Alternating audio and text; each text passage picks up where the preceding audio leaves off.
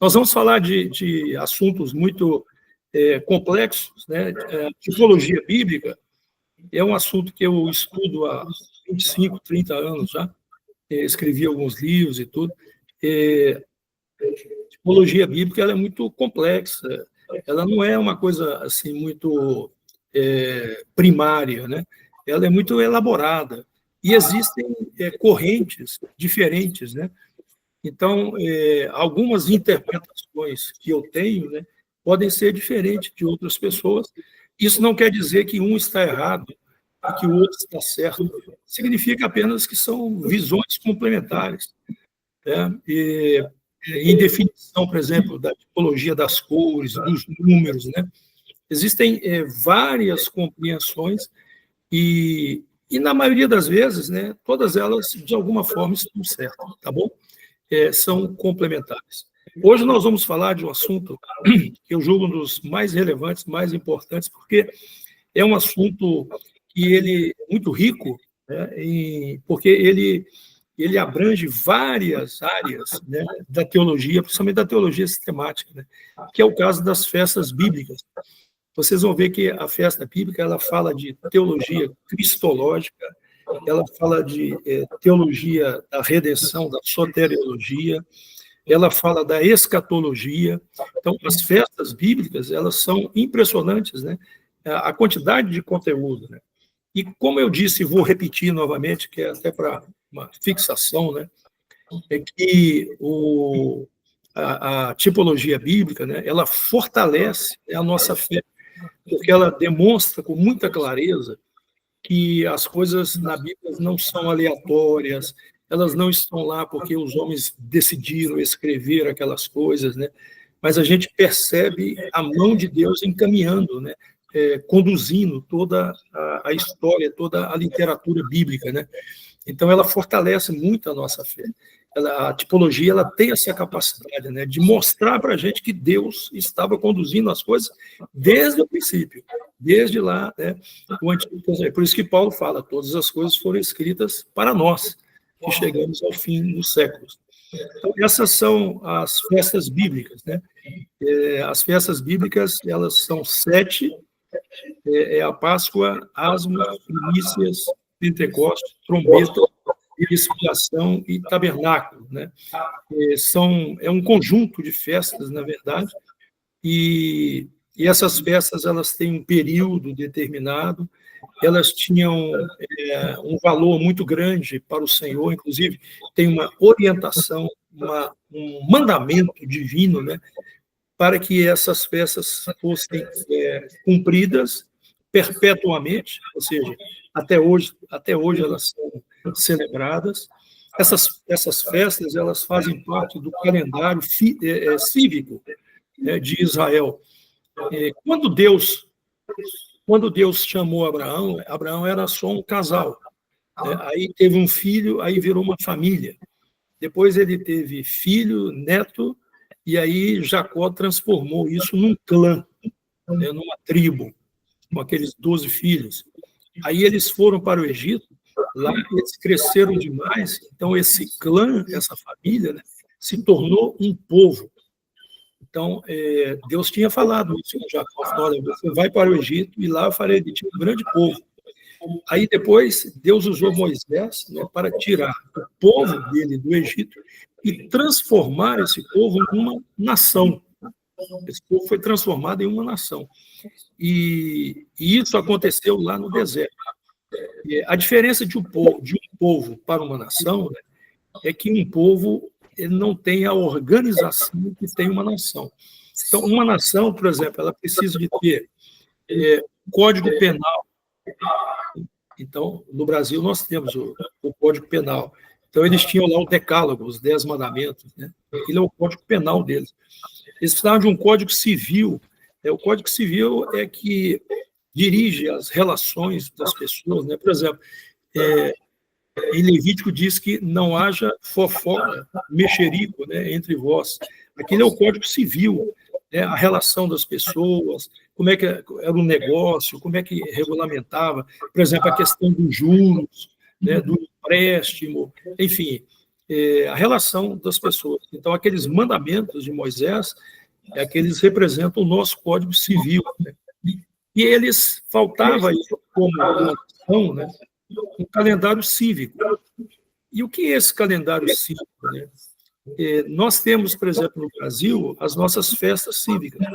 Nós temos 21 de abril, nós temos 7 de setembro, nós temos 15 de novembro, são algumas datas, né, que marcam o nosso civismo, né, a nossa nacionalidade, né? É isso que nos faz ter amor à pátria, né? Então, essas festividades, né, elas são memoriais, elas relembram, né, coisas da nossa nação, e isso nos faz orgulhosos de ser brasileiros. Os Estados Unidos também têm o seu calendário festal, todas as nações têm, né?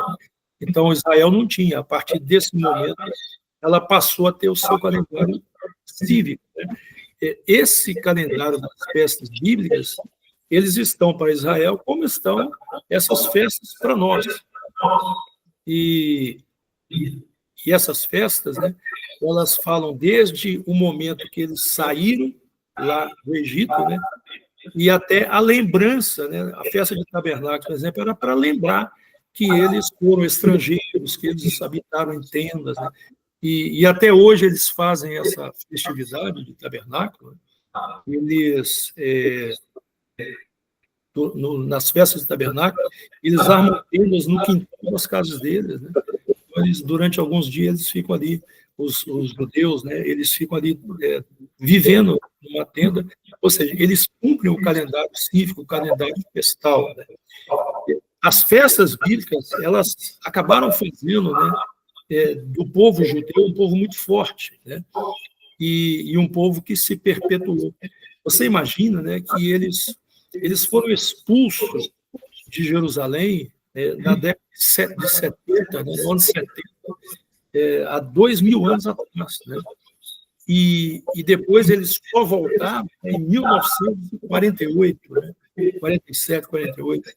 E veja que eles não perderam a sua identidade, né? Eles não perderam o seu padrão cultural, a sua religiosidade, a sua culinária, né? E nem a sua língua, né? Eles não perderam, né? E isso é incrível, né? Porque são quase 2000 anos dispersos, né? Vivendo em muitas nações, sendo perseguidos, né? Perseguidos muitas vezes, né?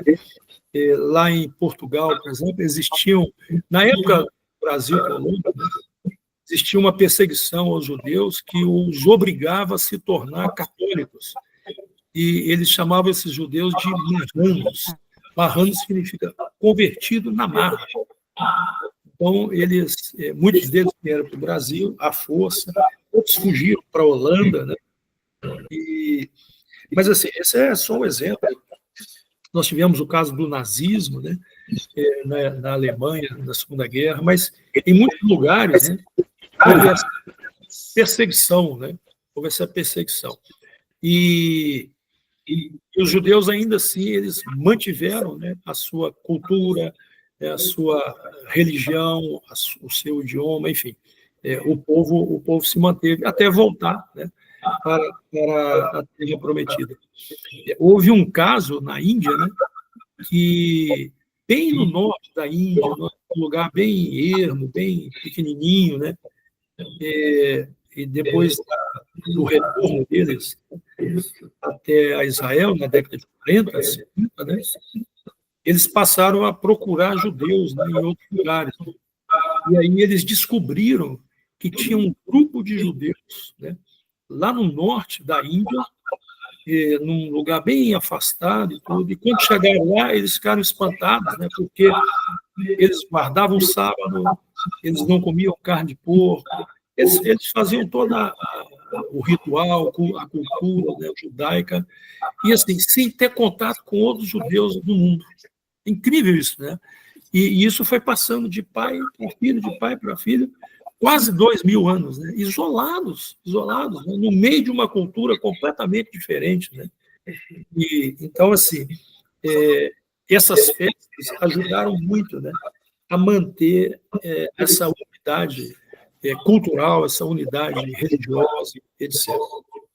As festas bíblicas, elas falam conosco muito. As festas, elas eram festas de colheitas. Basicamente, nós vamos ver daqui a pouco uma linha do tempo, né? Nós tínhamos quase que 3 conjuntos de festa, né? O primeiro conjunto, que começava, que a festa mais importante, a festa da Páscoa, era a festa da colheita do levedo,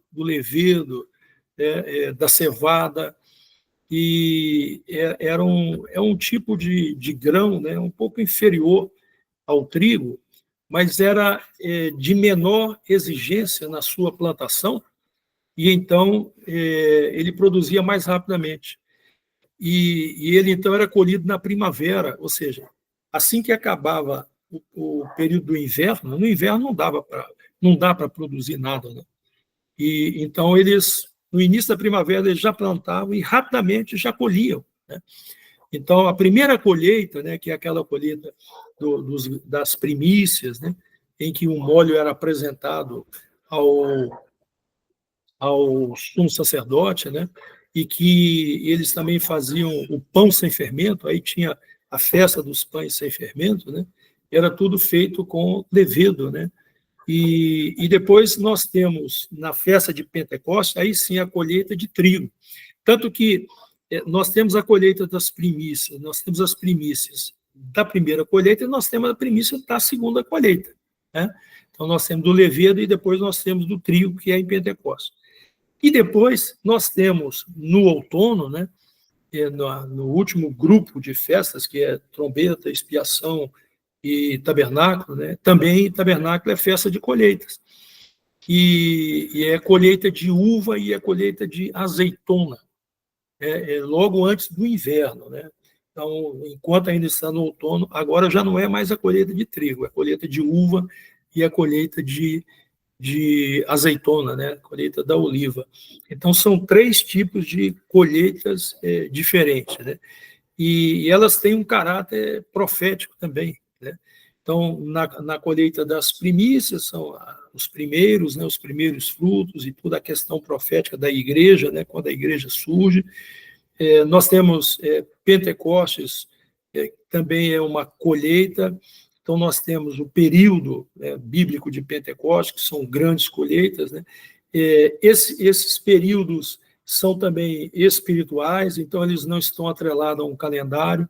Então, você tem vários Pentecostes ao longo da história da igreja, né, onde há grandes colheitas, né, mas nós teremos uma última colheita, né, que é a colheita do arrebatamento, né, que é a festa dos tabernáculos.